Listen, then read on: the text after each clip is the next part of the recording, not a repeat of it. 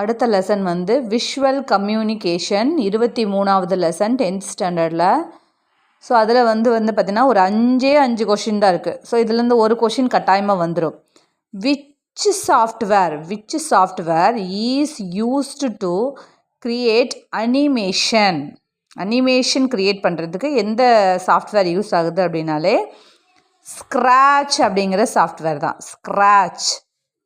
நம்ம ஸ்க்ராட்ச் ஞாபகம் வச்சுக்கலாம். ஸ்க்ராட்ச் அப்படின்னாலே அனிமேஷன்னாலே ஸ்க்ராட்ச்னா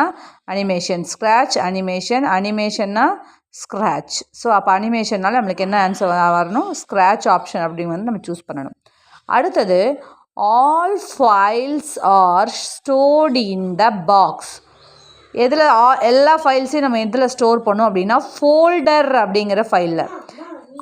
எஃப் வருது, இங்கேயும் வந்து எஃப் வருது. ஸோ ரெண்டுலேயுமே வந்து என்ன வருது? எஃப் வருது. அதை கூட நம்ம ஈஸியாக நான் வச்சுக்கலாம். ஃபைல்ஸ்னாலும் ஃபோல்டர்னாலும் ரெண்டுமே எஃப் தான் வருது இல்லையா? Files FILES files, folder FOLDR folder. So ரெண்டுமே வந்து பார்த்திங்கன்னா FFன்னு தான் வருது. ஸோ அதனால் இது கூட நான் வச்சுக்கலாம். ஃபைல்ஸ்னால் ஃபோல்டர்.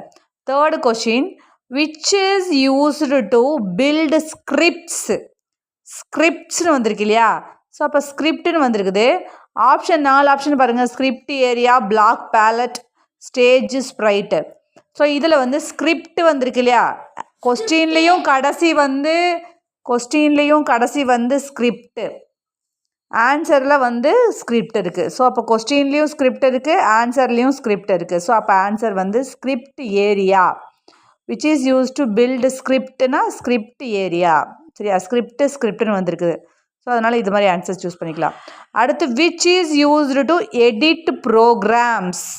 எடிட் ப்ரோக்ராம்ஸ் கொடுத்துருக்காங்க.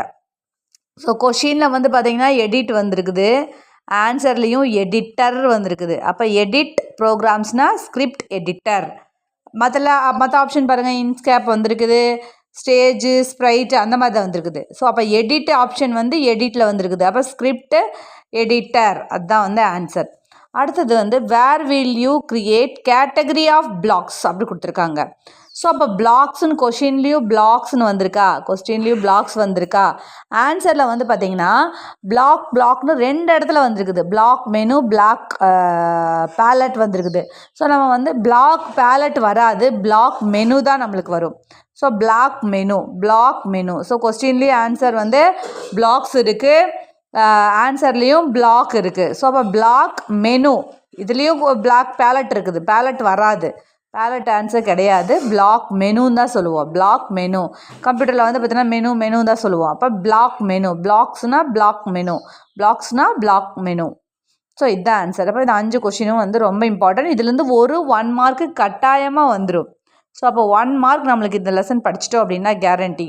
ஓகேவா? ஸோ அனிமேஷன் அப்படின்னு வந்துச்சுன்னா ஸ்க்ராட்சு, ஃபைல்ஸ்னா ஃபோல்டர், ஸ்கிரிப்ட்ஸ்னா ஸ்கிரிப்ட் ஏரியா, எடிட்னா எடிட்டர், ஸ்கிரிப்ட் எடிட்டர், பிளாக்ஸ்னா பிளாக் மெனு.